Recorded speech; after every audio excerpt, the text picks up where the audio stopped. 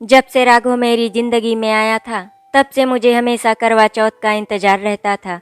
हम दोनों के मिलने के 2 साल बाद हमारी शादी हो गई थी। ये व्रत मैं राघव के लिए शादी से पहले भी रखा करती थी।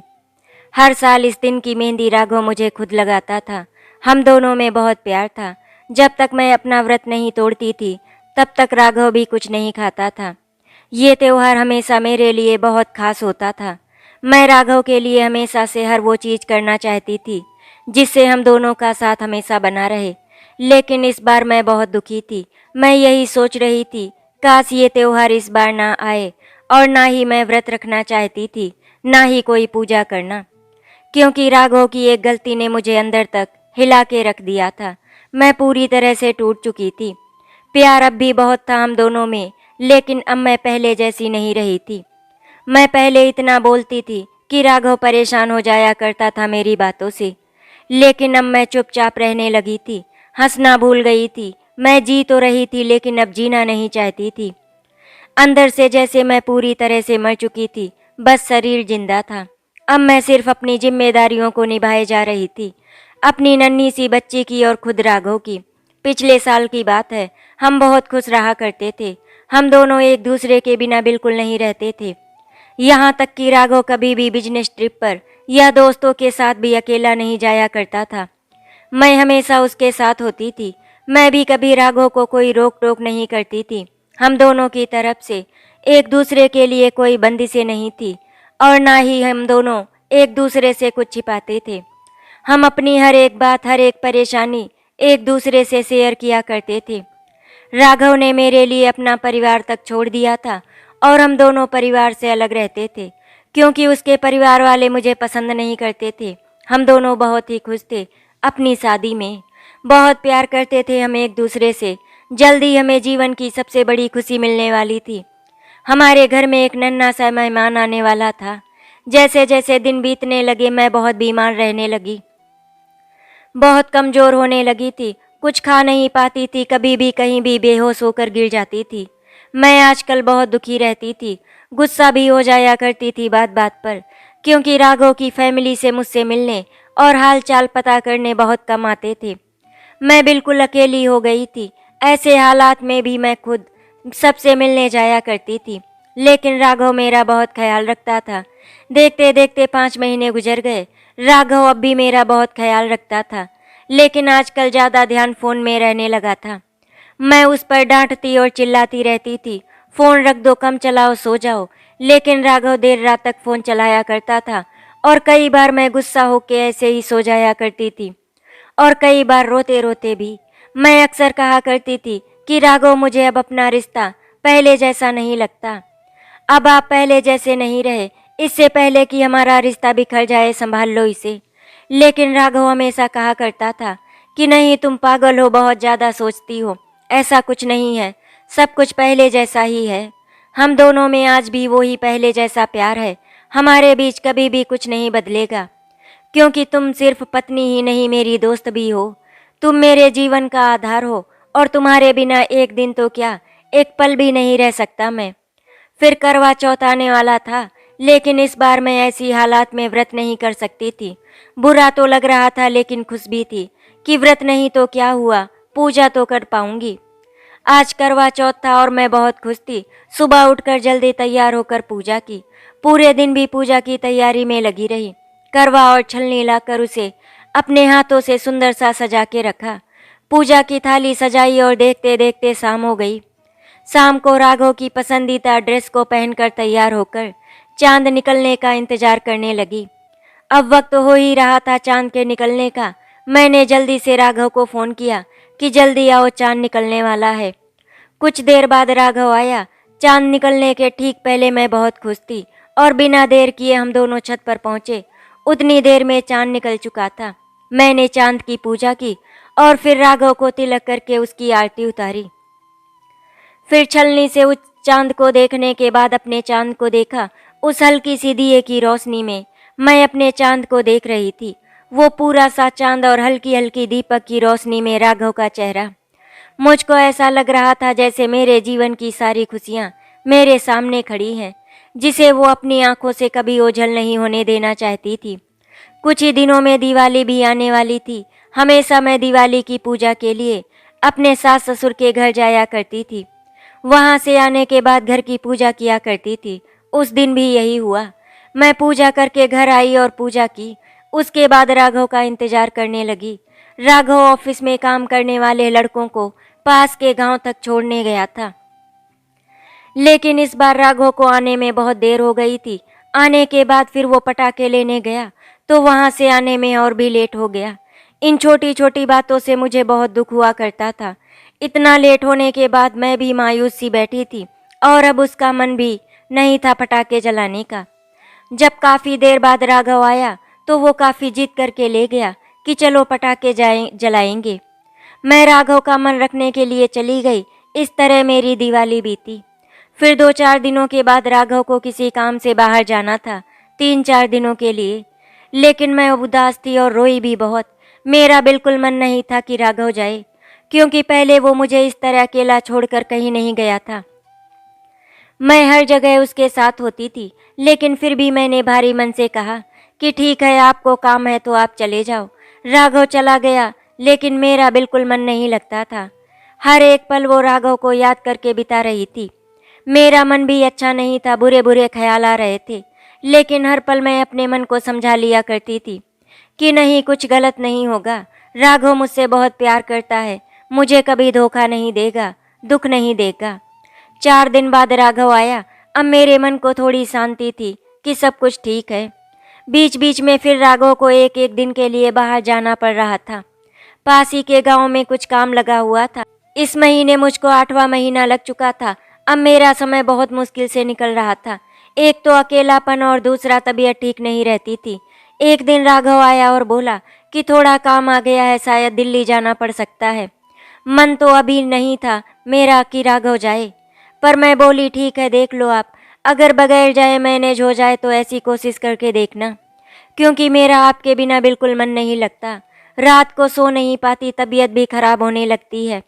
खाना खाने की इच्छा भी नहीं होती, क्योंकि पिछली बार जब आप गए थे तो मैं रूटीन चेकअप के लिए हॉस्पिटल गई थी, तो वहाँ बेहोश हो गई थी।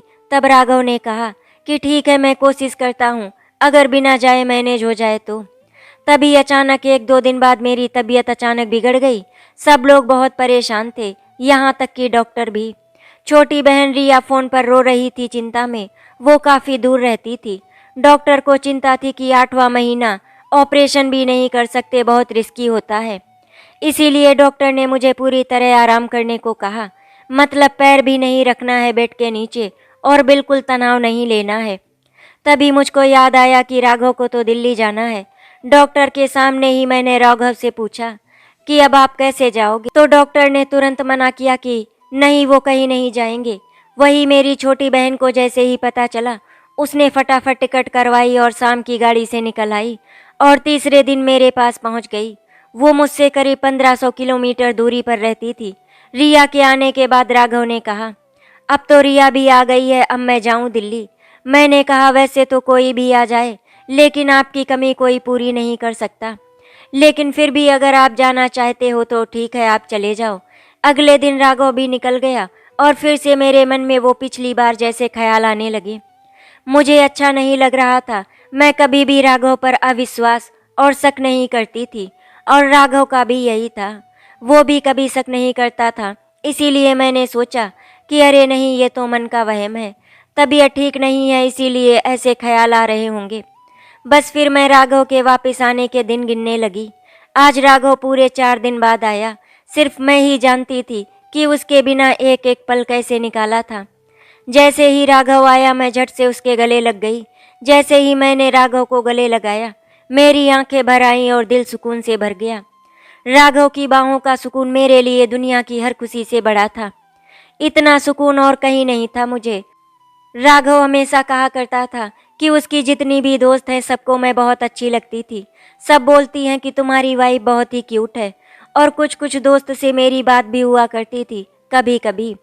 कुछ दिनों पहले राघव ने एक नई दोस्त रुचि के बारे में बताया था कि वो उसकी कॉलेज की दोस्त है। अभी अभी उससे बात करना वापस से स्टार्ट हुई है। वो भी तुम्हें बहुत पसंद करती है, बात कर लेना एक बार। मैंने कहा ठीक है, मैं कर लूँगी जिस दिन मन होगा। प्रेगनेंसी के पूरे टाइम मैं बहुत ही ज़्यादा डिस्टर्ब रही थी, हेल्थ के कारण, और किसी से ज़्यादा बात भी नहीं कर पाती थी। इसीलिए मन नहीं हो रहा था उस दिन भी बात करने का। लेकिन जिस दिन मेरी तबीयत ज़्यादा बिगड़ गई थी और बेड रेस्ट के लिए कहा, उस दिन रुचि का फ़ोन आया तो बात हुई थी। उसने कहा था मुझसे कि आप आपका नंबर दे देना। तो मैंने कहा था मैं थोड़ी देर से व्हाट्सअप करती हूँ। फिर दूसरे दिन मैंने मैसेज करके नंबर दे दिया था। फिर उसके मैसेज आते रहते थे मुझको, लेकिन पता नहीं मुझको अच्छा नहीं लगता था उससे ज़्यादा बात करना। जब भी उसके मैसेज आते थे तो रिया भी गुस्सा हुआ करती थी कि तुझे क्यों मैसेज करती। अब 8वां महीना लगभग खत्म होने को था। दिसंबर के महीने का आखिरी वक्त था, बस नया साल लगने वाला था। ठंडी के कारण मुझे लगभग 1 महीने से सर्दी खांसी हो रही थी। सब कुछ करके देख लिया, लेकिन सर्दी खांसी जाने का नाम ही नहीं ले रही थी। खांसी के कारण मेरी हालत बहुत खराब हो गई थी। पसलियों में सूजन के कारण बहुत दर्द था उसे। जैसे तैसे जनवरी आया तो डॉक्टर ने कहा कि अब आपकी हालत ऐसी नहीं है कि बेबी नॉर्मल हो सके। हमें प्लान करके ऑपरेशन करना पड़ेगा, क्योंकि डॉक्टर ने कहा था और ज़्यादा वेट नहीं कर पाएंगे। मेरा बहुत मन था फ़ोटो शूट करवाने का, और राघव मेरी हर इच्छा पूरी करता था। इसीलिए उसने मेरा फ़ोटो शूट करवाया। रात को फ़ोटो शूट से आने के बाद राघव ने मुझे बताया कि कल रुचि आने वाली है। पास ही के शहर में उसका एग्ज़ाम सेंटर है, तो लगभग 50 किलोमीटर दूर रेलवे स्टेशन है, वहाँ मुझे उसे लेने जाना पड़ेगा। अगले दिन 11 को मेरा बर्थडे था। मैंने कहा, अच्छा मुझे तो बताया ही नहीं रुचि ने, मेरी भी तो बात होती है उससे। मैंने कहा ठीक है आप चले जाना, लेकिन इतनी सुबह सुबह जाना है तो साथ में किसी को ले लेना। मैं वैसे भी ज़्यादा कुछ पूछती नहीं थी राघव से, क्योंकि अगर कुछ बताने वाली बात होती थी तो राघव वैसे ही बता दिया करता था। इसीलिए उसने ज़्यादा ध्यान नहीं दिया। बाद में उसने ये भी पूछना ज़रूरी नहीं समझा कि किसके साथ गए थे। आज मेरा बर्थडे था, लेकिन आज मेरी तबीयत और बिगड़ गई थी। दर्द के कारण हिल भी नहीं पा रही थी। रात को राघव आया और कहा कि रुचि को एग्ज़ाम दिलवाने के लिए ले जाना पड़ेगा। सुबह एग्ज़ाम है तो समय पर पहुंच नहीं पाएगी। उसके साथ छोटी बच्ची है, और इतनी रात को अकेले बस में ट्रेवल करना सेफ नहीं होगा। मैंने कहा पागल हो क्या, 250 किलोमीटर आप उसे एग्ज़ाम के लिए ले जाओगे? पूरा दिन लगेगा आपको, मैं कैसे रहूँगी? आज पेन भी बहुत है। और मैं रोने लगी। राघव की आंखों में भी आंसू आ गए। वो बोले मैं तो बीच में फंस गया हूँ, क्या करूँ? मुझे भी समझ नहीं आ रहा था कि क्या करूँ। एक तरफ मेरी तकलीफ थी और दूसरी तरफ किसी का भविष्य था। मैंने फिर भारी मन से कहा कि ठीक है आपको जाना है तो जाओ, मुझे ऐसी सिचुएशन में डाल दिया है, अब क्या कहूँ। रात के 11 बज रहे थे। राघव ने फिर भी कहा कि देखता हूँ, अगर कुछ मैनेज हुआ तो कैब अरेंज कर दूंगा और वापस आ जाऊंगा। ये बोलकर राघव चला गया। जैसे ही राघव गया मैं बहुत रोई। घर से निकलने के बाद रात को राघव का कॉल आया। मेरा बिल्कुल मन नहीं था बात करने का, क्योंकि आज जो हुआ उसके बाद मुझे बड़ा अजीब सा लग रहा था। आज पहली बार राघव का बिहेवियर अजीब लगा था, जैसे वो सिर्फ मुंह से मना कर रहा था कि मुझे नहीं जाना, मेरा बिल्कुल मन नहीं है, जबरदस्ती जाना पड़ रहा है। लेकिन चेहरा देखकर ऐसा बिल्कुल भी नहीं लग रहा था। लग रहा था कि जैसे राघव का खुद का मन था जाने का। मैंने फ़ोन उठाया और बात करते करते रोने लगी। राघव ने कहा रो मत, कल तक आ जाऊंगा, और तबीयत खराब लगे तो मेरे दोस्त को बोल दिया है, उसे फ़ोन कर लेना। राघव ने कहा रुको, रुचि को तुमसे बात करनी है। फिर रुचि ने फ़ोन लिया और कहा कि मुझे बिल्कुल अच्छा नहीं लग रहा है राघव को यूं ले जाना, बहुत गिल्टी फील हो रहा है। मैंने कहा कोई बात नहीं, लेकिन अभी भी मुझे बहुत रोना आ रहा था। उसका बिल्कुल मन नहीं था कि राघव उसे यूं छोड़कर जाए। डर भी लग रहा था, क्योंकि 4 दिन बाद ऑपरेशन था। मैंने रिया से कहा कि कुछ सही नहीं लग रहा है। रिया ने कहा ज़्यादा सोच मत। रिया वैसे ही राघव पर बहुत गुस्सा थी। वो बोल रही थी कि मत जाने दे, इसीलिए मैंने ज़्यादा कुछ नहीं कहा रिया से। ऐसे ही पूरा दिन निकल गया। राघव को वापस आते आते रात के 12:30 बज गए थे। वापस आने के बाद रुचि आई थी मिलने मुझसे। राघव मुझसे बिल्कुल आंख नहीं मिला के बात कर रहा था। फिर भी रुचि के सामने आने के बाद मैं सब कुछ भूलकर नॉर्मल हो गई और सोचा कि जाने दो, किसी की मदद के लिए ही तो गए थे। अब तक मैं अपने जीवन में आने वाले तूफान की आहट नहीं सुन पा रही थी, या शायद मैं अंधविश्वास के कारण कुछ देखना सुनना नहीं चाह रही थी। अब भी मैं समझ नहीं पा रही थी कि जीवन की राह में आगे मेरे लिए एक ऐसा तूफान खड़ा है जो मुझे पूरी तरह से तबाह कर देगा, और वो मेरे जीवन में दस्तक दे चुका था। रुचि का मैसेज आया मुझे कि आपके घर की लोकेशन सेंड कर दीजिए, मैं मिलने आऊँगी। मैंने कहा ठीक है, आप आ जाइएगा, लेकिन रुचि उस दिन नहीं आई और आज मेरा ऑपरेशन था। मैं सुबह हॉस्पिटल में एडमिट हुई। 11 बजे ऑपरेशन था।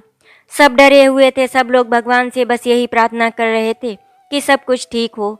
मैं भी डरी हुई थी बहुत। जब मेरा ऑपरेशन हो रहा था तब रुचि आई हॉस्पिटल में। तब भी राघव ही उसे लेने गया था, और कुछ देर बाद मेरी जिंदगी में एक नन्ही सी परी आ चुकी थी।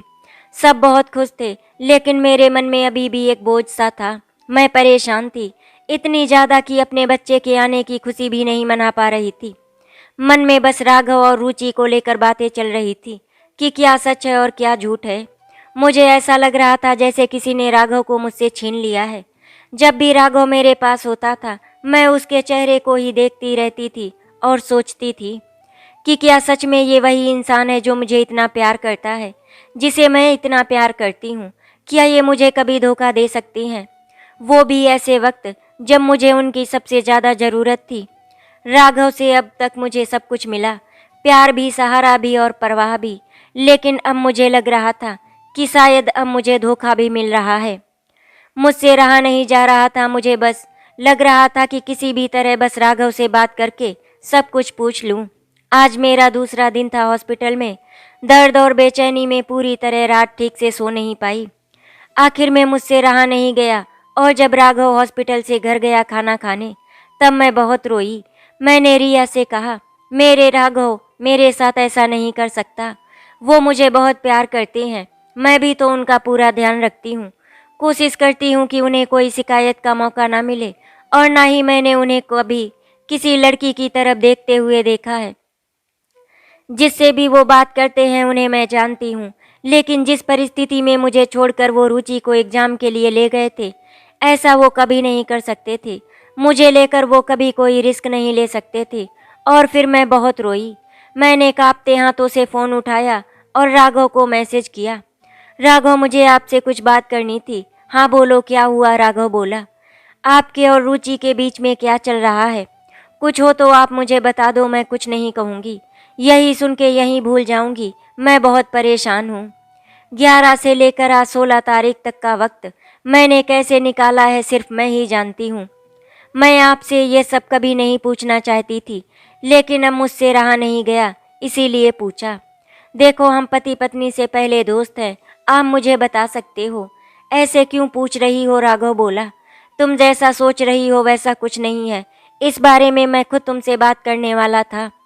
2 मिनट में बात करता हूँ। ये सुनकर मेरी धड़कन जैसे थमसी गई थी। घबराहट में हाथ पैर कांपने लगे थे। ये सोच सोच कर सांस रुकी जा रही थी कि पता नहीं राघव उसे क्या बताने वाला था। कुछ देर बाद राघव का मैसेज आया, मैं तुमसे इस बारे में बात करने ही वाला था। इनफैक्ट रुचि भी तुमसे बात करना चाह रही थी, लेकिन तुम्हारी कंडीशन ऐसी नहीं थी कि तुम्हें कोई स्ट्रेस दिया जाए। डॉक्टर ने वैसे ही मना किया था सभी स्ट्रेस से दूर रहने के लिए। हम सिर्फ अच्छे दोस्त हैं और कुछ नहीं। हर रिश्ते के अलग अलग मायने होते हैं। तुम ही मेरे लिए सब कुछ हो, और उसकी मदद मैं इसीलिए कर रहा हूँ क्योंकि उसे ज़रूरत है। उसका हस्बैंड उसके साथ सही बिहेव नहीं करता, उसे बहुत परेशान करता है। ये सब वो तुम्हें भी बताना चाहती थी, लेकिन तुम्हारी हालत सही नहीं थी, इसीलिए हम तुम्हें स्ट्रेस नहीं देना चाहते थे। वो मुसीबत की मारी है, वो पढ़ना चाहती है, कुछ बनना चाहती है, इसीलिए उसे एग्ज़ाम के लिए ले जाना ज़रूरी था। ये सब सुनकर भी मैं रोए ही जा रही थी। आंखों में आंसू थमने का नाम ही नहीं ले रहे थे। अब भी मेरा मन नहीं मान रहा था। मुझे ऐसा लग रहा था कि कहीं कुछ तो गलत है। मैंने राघव से भी कहा कि पता नहीं क्यों मेरा मन मानने को तैयार ही नहीं हो रहा है। मैं अपना हर रिश्ता आप में देखती हूँ। अगर कुछ हुआ या आप मुझसे दूर हुए तो मैं मर जाऊंगी। मेरी और राघव की बात होने के बाद भी मेरा मन शांत नहीं हो रहा था। अब मैं ज़्यादा बात नहीं करती थी, चुप रहती थी और बस राघव का चेहरा देखती रहती थी। अगले दिन भी मैं चुप बैठी थी। राघव घर से हॉस्पिटल आया। मुझको उदास देखकर राघव मेरे पास आकर बैठा और पूछा कि क्या हुआ, क्यों उदास हो? इतना सुनकर ही मेरी आंखें भर आई और मैं रोने लगी। राघव ने मुझको समझाया कि मत परेशान हो, ऐसा कुछ नहीं है। तुम ही मेरे लिए सब कुछ हो। पर मेरा मन अब भी कुछ मानने को तैयार नहीं था। कुछ पल तो मैं भरोसा कर लेती थी, लेकिन अगले ही पल मेरा मन नहीं मानता था। आज का दिन भी मेरा यूं ही सोचते सोचते निकला और रात भी। मुझे समझ नहीं आ रहा था कि ऐसा क्या करूं कि ये सब कुछ ख्याल मेरे मन से निकल जाए। अगले दिन फिर जब राघव हॉस्पिटल से घर गया, तब मैंने उसे मैसेज किया। राघव, आज रुचि का फ़ोन आया था। उसके हस्बैंड उसे बहुत टॉर्चर कर रहे हैं, तो वो अपने सभी डॉक्यूमेंट और दोनों बच्चों को लेकर यहीं आ रही है 1 साल के लिए। यहीं शिफ्ट होकर यहीं कोई नौकरी करके IAS की तैयारी करेगी। उसे हमारी मदद की ज़रूरत है, तुम उसकी मदद करोगे? हमारे बीच में कोई प्रॉब्लम तो नहीं होगी ना? मुझे बहुत डर लग रहा है। राघव बोला, नहीं, बिल्कुल नहीं होगा ऐसा। मुझे तुमसे ज़्यादा और तुमसे कम कुछ नहीं चाहिए। तुम परेशान मत हो, हम दोनों ने तो हमेशा सबकी मदद की है, तो एक और की सही। उसे बस 1 साल के लिए मदद चाहिए, तुम बस उससे ठीक से रहना। ठीक है, मैं कोशिश करूँगी। मैंने ऐसा बोल तो दिया था, लेकिन मैं अब भी बहुत परेशान थी। मुझे थोड़ा लगा भी कि नहीं, राघव सही कह रहा है, मुझे ही ज़्यादा सोचना नहीं चाहिए। अगले दिन 22 जनवरी को रुचि आ रही थी। राघव फिर उसे लेने गया। रात को उसे अपने घर छोड़कर राघव मेरे पास हॉस्पिटल आ गया। अगले दिन से रुचि अपनी नई दुनिया बसाने में जुट गई और राघव उसकी मदद करने में, और मैं घुटने लगी अकेली। इस चिंता और दुख के आगे अब मुझे अपने बच्चे की खुशी भी छोटी लगने लगी थी। 7 दिन हॉस्पिटल में रहने के बाद मैं और मेरी छोटी सी परी घर आए। मैंने सपने में भी कभी नहीं सोचा था कि आने वाले दिन मेरे लिए अब तक के ज़िंदगी के सबसे मुश्किल और दर्द भरे दिन होंगे, जिसमें मैं जीने से ज़्यादा मरना चाहूँगी। वो भी तब जब मैं हर तरफ से इतनी कमज़ोर थी। अब राघव को भी मेरी खामोशी और उदासी खलने लगी थी। पहले जब राघव जैसे ही ऑफिस से आता था, मैं दौड़कर सबसे पहले उसे गले लगाती थी, लेकिन अब जब भी राघव आता था, मैं आंखें झुकाए जाने की सोच में उदास सी बैठी रहती थी। अब राघव को भी लगने लगा था कि उसने उस चुलबुली बच्चे सी और मासूम सी अपनी बीवी को कहीं खो दिया है, क्योंकि अब मैं बात भी नहीं करती थी। ये सब देखकर राघव भी बहुत दुखी था। वो कोशिश करता था मुझे हंसा पाए, लेकिन कुछ वक्त बाद वो वापस गुमसुम हो जाती थी। एक दिन मैं जैसे ही गुमसुम बैठी थी, राघव मेरे पास आया और बोला, क्या हुआ, तुम ऐसे क्यों रहने लगी हो? ना मुझसे बात करती हो, ना मेरी तरफ देखती हो। अगर तुम्हें किसी बात से तकलीफ है तो बताओ मुझे, पर ऐसे मत करो। मैं कुछ बोल पाती उससे पहले ही उसकी आंखों से आंसू गिरने लगे। वो बोली, तो आप मुझे सच क्यों नहीं बताते? पत्नी से पहले मैं आपकी दोस्त हूँ। आप मुझे बता सकते हो। अगर आपसे कुछ गलती हुई है तो नहीं, मैं कुछ नहीं कहूँगी। मैं चाहती हूँ अगर कुछ हो तो वो मुझे आपके मुंह से सुनने को मिले। मैं नहीं चाहती कि मुझे किसी और से कुछ पता चले। और मुझे पता है, आप जब दिल्ली गए थे तब आप रुचि से मिले थे। आपने मुझे बताया नहीं कि वो दिल्ली से है। तब भी आपने झूठ कहा, तब भी मैं परेशान थी। मुझे सपने आते थे, मैं डर जाती थी, पर मुझे लगता था कि नहीं, मैं ही गलत सोच रही हूँ। आप मुझे कभी धोखा नहीं दे सकते।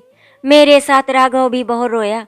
उसने मुझे समझाने की बहुत कोशिश की। राघव ने कहा, नहीं, ऐसा कुछ नहीं है। तुम्हारी जगह मैं किसी और को नहीं दे सकता। मैं बस उसकी मदद कर रहा हूँ। वो अपने पति से बहुत परेशान है और वो बच्चों पर भी ध्यान नहीं देता। बस इसीलिए उसे अपनी मदद की ज़रूरत है। राघव ने बहुत समझाने की कोशिश की मुझे कि कुछ गलत नहीं है। तब मैंने कहा, ठीक है, आप कह रहे हो कि कुछ नहीं है तो मैं मान लेती हूँ, लेकिन आप जितनी उसकी हेल्प कर रहे हैं और आप जैसे इंसान हो, आपसे किसी को भी प्यार और लगाव हो जाएगा। हो सकता है आज नहीं है तो कल हो जाए, और मैं आपको लेकर कोई रिस्क नहीं ले सकती। आप जानते हैं कि मैं सब कुछ सह पाऊंगी, लेकिन ये नहीं सह पाऊंगी। आप बस उससे बात करना और मिलना बंद कर दो। उसे कुछ हेल्प चाहिए तो मुझसे बोल दे, मैं मदद कर दूंगी। राघव ने कहा, ठीक है, और अगर इमरजेंसी में कुछ बात भी करनी पड़ी तो मैं तुम्हें बताकर करूँगा। उसकी नौकरी के लिए मैंने बात की है, तो वहाँ इंटरव्यू के लिए जाना है, तो बस वहाँ ले जाने देना, और अगर तुम चाहो तो तुम भी साथ चलना। मैंने कहा, नहीं, ठीक है, आप ले जाना। और दोनों फिर गले मिलकर बहुत रोई, क्योंकि दोनों एक दूसरे के बिना नहीं रह सकते थे। उसी दिन शाम को जब मेरी राघव से बात हुई फ़ोन पर, तब राघव ने कहा कि मैंने रुचि से कह दिया है कि उसे कुछ ज़रूरत होगी तो वो तुमसे बात कर लेगी। शायद वो रो रही थी, तुम चाहो तो उससे एक बार बात कर लो। मैंने रुचि को फ़ोन किया, कुछ देर बाद की। रुचि ने भी मुझे समझाने की बहुत कोशिश की कि आप परेशान मत हो, मैं वैसे ही अपने पति से परेशान हूँ। मुझे आदमी जात से ही नफ़रत होने लगी है। मुझे और कोई नहीं चाहिए अपनी ज़िंदगी में, और वैसे भी मैं राघव से इतनी क्लोज नहीं हूँ, ना ही मैं उससे कुछ ज़्यादा बातें शेयर करती हूँ। अगले दिन मैं और राघव हॉस्पिटल गए थे। आते वक्त मैं रुचि से मिली। मैंने रुचि को समझाया कि पता नहीं, मुझे बहुत डर लग रहा है, कुछ सही नहीं लग रहा है। मैं ऐसी नहीं हूँ कि किसी पर शक करूँ, पर मैं राघव को लेकर कोई रिस्क नहीं ले सकती। राघव मेरी पूरी दुनिया है, इसीलिए प्लीज़ अगर आपको कोई हेल्प लगे तब मुझे बताइएगा, राघव से नहीं। रुचि ने कहा, आप परेशान मत होना, ऐसा कुछ भी नहीं है और ना ही ऐसा कुछ कभी होगा। मैं पहले से अपने पति से परेशान हूँ और किसी आदमी को अपनी ज़िंदगी में जगह नहीं दे सकती, इसीलिए आप मेरी तरफ से बेफिक्र रहो।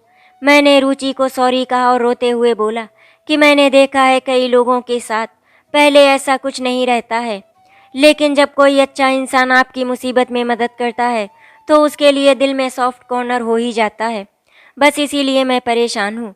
रुचि ने कहा, आप रोए मत। फिर कुछ देर बाद मैं और राघव वहाँ से निकल लिए और रुचि उसके घर चली गई। राघव ने मेरा हाथ पकड़ा और कहा, बाबू मैं जानता हूँ कि तुम ऐसी नहीं हो, इसीलिए रो मत और दुखी भी मत हो। जैसा तुम कहोगी मैं बिल्कुल वैसा ही करूँगा। और दोनों घर आ गए। अब राघव जब भी रुचि से बात करता वो मुझे बता देता था। इसी बीच रिया ने एक दिन मुझे बताया कि गाड़ी में किसी लड़की का रूमाल था। मुझे समझने में देर नहीं लगी कि वो रुचि का था। मैं समझ गई थी कि राघव अभी भी मुझसे झूठ बोल रहा है। मैं परेशान ही थी, मेरा मन शांत नहीं था। 2 दिन बाद जब मैं अपने ससुराल गई थी बच्ची के कुछ फंक्शन के लिए, वहाँ भी मेरा मन नहीं लग रहा था। वहीं सब बातें मेरे दिमाग में थी। मैं बस सोच रही थी कि कैसे यहाँ से जल्दी निकलकर राघव से बात करूँ। जब हम वहाँ से वापस घर लौट रहे थे तब मैंने राघव से कहा, कहीं और चलो, मुझे घर नहीं जाना, मुझे आपसे बात करनी है। दोनों घर से थोड़ी दूर गए, गाड़ी खड़ी की और राघव ने मुझसे पूछा कि क्या हुआ। मैंने फिर राघव से पूछा, मैं आपके आगे हाथ जोड़ती हूँ, आप प्लीज़ मुझे सच बता दो, नहीं तो मैं पागल हो जाऊंगी। अब मुझसे सहन नहीं हो रहा है। या तो आप रुचि को कहीं और भेज दीजिए और वहाँ पर उसकी नौकरी लगवा दीजिए, पर यहाँ से भेज दीजिए, क्योंकि वो जब तक यहाँ रहेगी मेरा मन शांत नहीं रहेगा और वही सब मेरे दिमाग में आएगा, क्योंकि मैं और कुछ सोच भी नहीं पा रही हूँ। इस वजह से मैं और हमारा बच्चा डिस्टर्ब हो रहा है। उसकी कोई गलती नहीं। अभी भी राघव वही सब बोला कि कुछ नहीं है। तुम सब निकालो अपने दिमाग से, और तुम चाहती हो अगर कि वो यहाँ नहीं रहे तो ठीक है, मैं कहीं और बात करके उसे शिफ्ट करवा दूंगा। बस तुम परेशान मत हो। परेशानी मैंने खड़ी की है तो उसे ठीक भी मैं ही करूँगा। बस तुम दुखी मत हो, रो मत और मेरी पहले जैसी बाबू बन जाओ, जिसको देखकर मैं अपनी सब परेशानियां भूल जाया करता था। फिर राघव ने मुझे घर पर छोड़ा और चले गए। बाद में राघव ने कहा कि मेरे एक दोस्त का स्कूल है, वो यहाँ से दूर है और वहाँ पर रहने के लिए घर भी है। मैं वहाँ बात कर लेता हूँ, वहाँ हो गया तो सही रहेगा। कल वहाँ उसे इंटरव्यू के लिए ले जाना है, तुम साथ चलना। पर मैंने जाने से मना कर दिया। उसने कहा कोई बात नहीं, आप चले जाओ। लेकिन राघव नहीं माना, वो जिद करके मुझको भी साथ ले गया। राघव ने मुझसे कहा, अपने फ़ोन से रुचि को मैसेज कर दो कि हम दोनों आ रहे हैं। मैंने कहा ठीक है। कुछ देर बाद राघव और मैं रुचि के पास पहुँचे। आज रुचि बदली बदली सी थी, ना उसने मुझसे बात की, मैंने खुद से ही रुचि से आगे से बात की। मुझको लग रहा था कि शायद आज रुचि को मेरा आना पसंद नहीं आया। रुचि इंटरव्यू के लिए अंदर गई, तब मैं गाड़ी में ही रुकी थी और रुचि की दोनों बच्चियों से बात करती रही। वो मुझे बहुत ही प्यारी लगती थी, दोनों बहुत क्यूट थी। अब मुझको लग रहा था कि शायद राघव उसकी बात मान ली है, और दूसरी तरफ उसे लग रहा था कि राघव कुछ छुपा रहा है। वहाँ से आने के बाद मैंने राघव के एक दोस्त पंकज को घर बुलाया। वो राघव के बहुत करीब था और मैं उसे राखी बांधा करती थी। मैंने उससे पूछा, भैया आप रुचि के बारे में कुछ जानते हो क्या? उन्होंने कहा, नहीं, राघव ने मुझे इस बारे में कुछ नहीं बताया। वैसे तो हमेशा वो मुझे हर चीज़ बताया करते हैं, लेकिन इस बार कुछ नहीं बताया। एक तरफ सबका कहना था कि शायद राघव फंस चुका है, इसीलिए वो किसी को कुछ नहीं बता पा रहा है, घबरा रहा है। पंकज ने कहा, भाभी आप परेशान मत होइए, मैं कोशिश करता हूँ उससे बात करने की, शायद मुझे कुछ बता दे। शाम को पंकज ने राघव से बात की, लेकिन राघव ने कुछ नहीं बताया, बस ये कहा कि दोस्त है मेरी। पंकज ने राघव को बहुत समझाने की कोशिश की। राघव, तुम्हारी छवि खराब हो रही है। कुछ लोगों ने इस बारे में मुझसे आकर कहा कि कौन है जिसकी तुम मदद कर रहे हो। सबका कहना है कि वो तुम्हारी गर्लफ्रेंड है, और ऐसे शब्द कहे हैं जो मैं तुम्हें बता भी नहीं सकता। ये सुनकर राघव चुप हो गया और कुछ नहीं कहा। मैं इस वक्त सच और झूठ के ऐसे जाल में फंसी थी जहां वो सांस भी नहीं ले पा रही थी। वो भगवान से बस ये प्रार्थना कर रही थी कि भगवान मुझे बस छोटा सा रास्ता दिखा दो कि मैं इस परिस्थिति से बाहर निकल पाऊं, नहीं तो मैं पागल हो जाऊंगी या मर जाऊंगी। अब मेरे पास आखिरी रास्ता बचा था, सच पता करने का। मैंने राघव के कॉल रिकॉर्ड किए 2 दिन तक, लेकिन उनमें रुचि से बात करने की एक भी रिकॉर्डिंग नहीं थी। शायद राघव अब अपने दूसरे वाले फ़ोन से रुचि से बात किया करता था, क्योंकि मैं एक ही नंबर पर कॉल करती थी, उसी नंबर पर जिस पर मैंने रिकॉर्डिंग लगाई थी। दूसरे दिन मुझे एक रिकॉर्डिंग मिली जिसमें वो रुचि को लेकर किसी से बात कर रहा था। वो रिकॉर्डिंग सुनकर मेरे हाथ पैर ढीले हो गए। ठीक से सांस तक नहीं ले पा रही थी मैं, सिर से लेकर पैर तक कांप रही थी। ठीक वैसे ही हालत थी कि काटो तो खून नहीं। रात के 3 बज रहे थे। मैं अपनी गुड़िया को सुलाकर फ़ोन की रिकॉर्डिंग सुन रही थी। तभी एक ऐसी रिकॉर्डिंग मैंने सुनी जिससे मुझे पता चल गया कि अब तक वो सही थी कि राघव और रुचि ने मिलकर उसे धोखा दिया। वो भी ऐसे वक्त जब दोनों जानते थे कि मैं कुछ नहीं कर सकती थी। वो बेड से उठ तक नहीं सकती थी, इसीलिए उससे बात बात पर झूठ बोला गया और उसका फ़ायदा उठाया गया। मुझे समझ में नहीं आ रहा था कि मैं क्या करूं। हाथ पैर काँप रहे थे, आंखों से आंसू बह रहे थे, सीने में दर्द हो रहा था। सामने मम्मी और रिया सोए थे, उन्हें भी कुछ नहीं बता सकती थी। उस रिकॉर्डिंग में राघव रुचि को अपनी गर्लफ्रेंड बता रहा था। आज मुझको ऐसा लग रहा था जैसे किसी ने मुझे अधमरा तड़पने के लिए छोड़ दिया हो। मैं धीरे से हिम्मत करके खड़ी हुई। अभी भी मेरे कदम लड़खड़ा रहे थे। मैंने राघव का हाथ पकड़ा, उसे उठाया और किचन में ले गई और बड़े प्यार से बैठाकर हाथ पकड़कर बस इतना पूछा कि आपने मेरे साथ ऐसा क्यों किया? क्या कमी थी मेरे प्यार में या किसी और बात में? आपको मुझसे तकलीफ थी तो आपने मुझे इतना बड़ा धोखा दिया, वो भी तब जब मुझे पल पल आपके सहारे की ज़रूरत थी। आप किसी और को सहारा दे रहे थे, मेरा प्यार किसी और के साथ बांट रहे थे। इतना सुनकर राघव घबरा गया, उसके रोंगटे खड़े हो गए, कांपने लगा और मुझसे हाथ जोड़कर बोला, मुझे माफ़ कर दो, मुझसे गलती हो गई, मैं बहक गया था। जब तक मुझे समझ में आया मैं फंस चुका था। उसने मुझे इतनी दुखी और दर्द भरी बातें बताई कि मैं उससे इमोशनली अटैच हो गया था। कब कैसे क्या हुआ मैं समझ नहीं पाया। मैं जानता हूँ मैं बहुत नीच और गिरा हुआ इंसान हूँ। मैं तुम्हारे लायक नहीं हूँ। तुमने हमेशा मुझसे इतना प्यार किया और मैंने तुम्हें धोखा दिया। ना ही मुझे जीने का हक है। तुमने मुझसे जितना प्यार किया है उतना प्यार मुझसे कोई नहीं कर सकता। फिर भी मैंने तुम्हें धोखा दिया, मुझे मर जाने दो, मैं जी नहीं सकता ये बोझ लेकर। इतना कहकर राघव ने दौड़कर चाकू उठाया खुद को मारने के लिए, लेकिन मैंने चाकू छीन कर फेंका। मैंने कहा मरने से क्या होगा, हम दोनों पर बच्चे की जिम्मेदारी है। फिर भी अगर आप रुचि के साथ रहना चाहते हो तो आप रह सकते हो। मैं आपको तलाक दे दूंगी और आपके रास्ते से हमेशा के लिए हट जाऊंगी। अगर आपको बच्चा चाहिए तो वो मैं नहीं दे सकती। मैं नहीं चाहती कि आप मेरे साथ मन मार कर रहें या किसी मजबूरी में रहें। इसीलिए मैं आपको आज़ाद करती हूँ। बस एक बार रुचि से मिलना चाहती हूँ। मुझे अभी उसके पास ले चलो, उससे बस एक बात पूछना चाहती हूँ। उसने मुझसे कहा था कि मैं उस पर भरोसा कर सकती हूँ और मैं उसकी छोटी बहन जैसी हूँ जिसके साथ वो गलत कभी नहीं करेगी। राघव हाथ जोड़कर रोने लगा। नहीं बाबू, मैं तुम्हारे बिना नहीं रह सकता, एक पल भी। तुम्हारे बिना जीने के बारे में सोच भी नहीं सकता। तुम अगर मेरी जिंदगी से गई तो मैं जी नहीं पाऊंगा। तुम ही मेरा सब कुछ हो। तुम मुझे जैसा कहोगी मैं वैसा ही करूंगा। मुझे बस एक बार माफ़ कर दो। मैंने कहा अगर आपको यही सब करना था तो उस नन्ही सी जान को अपनी ज़िंदगी में लाने का क्यों सोचा? 6 साल से भी तो हम अकेले ही थे, अभी भी रह लेते, कम से कम एक दूसरे को आज़ाद कर पाते। आपने तो मुझे ना जीने लायक छोड़ा है ना मरने लायक छोड़ा है। मुझे क्यों इस बच्ची की मजबूरी में बांध दिया? कुछ देर बाद दोनों आकर पलंग पर चुपचाप लेट गए। क्योंकि घर में मम्मी और रिया थे। चुपचाप आवाज़ दबाए दोनों रो रहे थे। राघव मेरे आंसू पोंछे जा रहा था। जैसे सुबह के 6 बजे मैंने राघव को कहा, मुझे रुचि के पास ले चलो। राघव उठा और मुझको रुचि के पास ले गया। रास्ते में राघव मुझसे बार बार माफ़ी मांगता हूँ बोलता रहा, ये आखिरी गलती समझकर माफ़ कर दो, अब कभी दोबारा कोई गलती नहीं होगी। पर मैं चुप रही। मुझको तो बस अब ऐसा लग रहा था कि शरीर जिंदा था, आत्मा जैसे मर चुकी थी। कोई इच्छा नहीं थी अब जीने की। मैं बस एक बार रुचि से बात करना चाहती थी, क्योंकि औरत का दर्द ये एक औरत ही समझ सकती थी।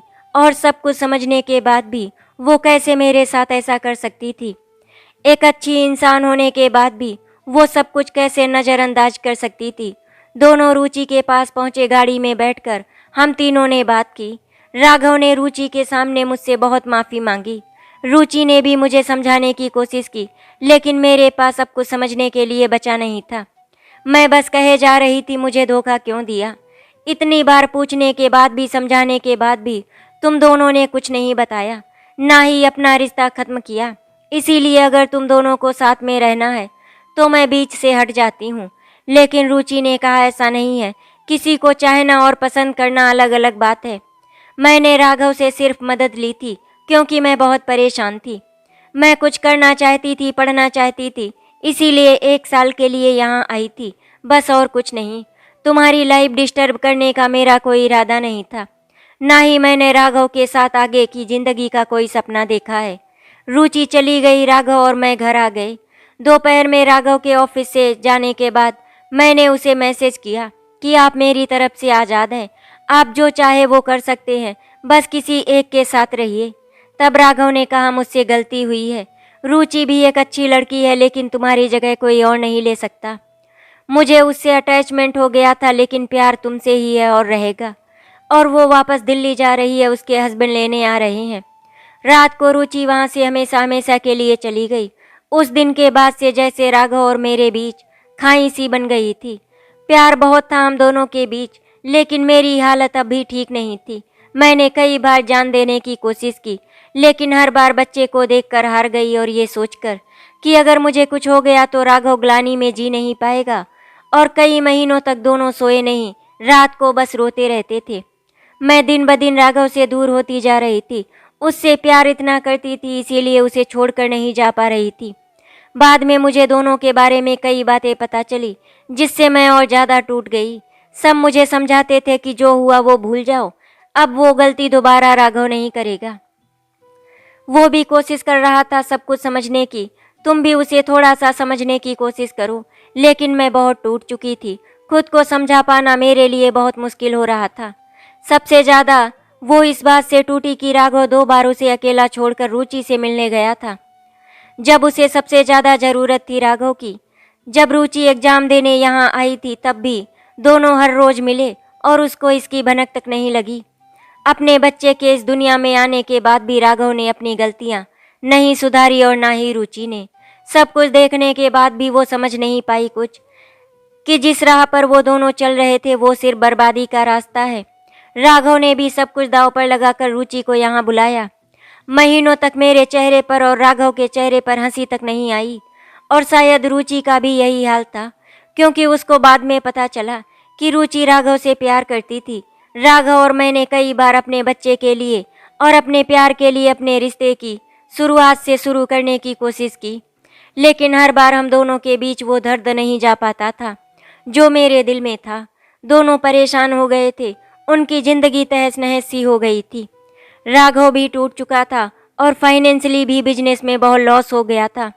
मुझको जब पता चला कि रुचि जब से राघव की ज़िंदगी में आई थी और जिस जिस त्यौहार पर दोनों साथ थे, मैंने वो सब त्यौहार मनाना छोड़ दिया। और ना ही अब मैं ज़िंदगी में कभी अपना जन्मदिन मनाना चाहती थी, ना ही मैं गज़लें सुन पाती थी, ना गाने सुन पाती थी, जबकि मुझको संगीत बहुत पसंद था।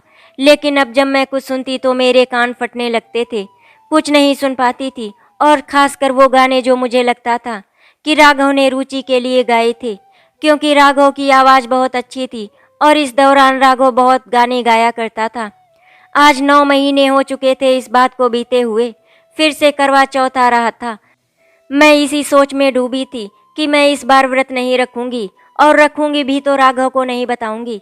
इसीलिए मैं रात को धीरे से उठी और किचन में जाकर मेहंदी लगाने की कोशिश कर रही थी। आंखों से आंसू गिर रहे थे, तभी वहां अचानक राघव आ गया। मैंने अपने आंसू छुपाकर कुछ नहीं कहा। पास में राघव ने आकर कहा, अरे करवा चौथ की तैयारी हो रही है, लाओ मुझे दो, मैं लगा दूं मेहंदी। इतना सुनते ही मैं फफक कर रो पड़ी और राघव एकदम चुप हो गए और बोले, मैंने इतना क्या बुरा किया जो उसकी तुम मुझे इतनी सजा दे रही हो? आज 9 महीने हो गए, फिर भी हम वही के वही हैं। अब तो मुझे माफ़ कर दो। ये सुनकर मैंने राघव को गले लगा लिया और बोलने लगी, मुझे मेरा पहले वाला राघव चाहिए, जो सिर्फ मेरा हो, जो किसी के बारे में कभी सोचे भी नहीं। राघव भी रोने लगा। रोते हुए उसने मेहंदी का कोना पकड़ा और मुझे मेहंदी लगाने लगा। मेहंदी लगाते लगाते एकदम राघव को हंसी आई, क्योंकि उसे मेहंदी बनाना नहीं आती थी। लेकिन उसके साथ ही फपक फपक कर रोने भी लगा। उस दिन जो दुख मैंने राघव की आंखों में देखा और महसूस किया, अब तक नहीं किया था। लेकिन मैंने सोच लिया था, सब कुछ भूल कर सब कुछ शुरू से शुरुआत करनी है। मुझे पूरी कोशिश करनी है कि मैं राघव को माफ़ कर सकूं। होना मुश्किल है, लेकिन मैं पूरी कोशिश करूंगी। ये सोचकर मैंने राघव से मेहंदी लगवाई और दूसरे दिन बिना पानी पिए राघव के लिए व्रत किया और शाम को राघव की पसंद की साड़ी पहनकर तैयार होकर पूजा करके राघव को पहले की तरह चांद के साथ देखा। अभी भी मेरे लिए ज़िंदगी बहुत संघर्ष भरी होने वाली थी, क्योंकि मुझे सब कुछ भूलकर कोशिश करनी थी एक नई ज़िंदगी की शुरुआत की। शायद इस बार मैं ये कर पाऊँ और इस तरह दोनों ज़िंदगी की एक नई शुरुआत करते हैं। आशा करती हूँ आपको हमारी कहानी अच्छी लगी होगी। अगर आपको हमारी कहानी अच्छी लगी तो वीडियो को लाइक एंड शेयर करें, चैनल को सब्सक्राइब करें। वीडियो देखने के लिए आपका धन्यवाद।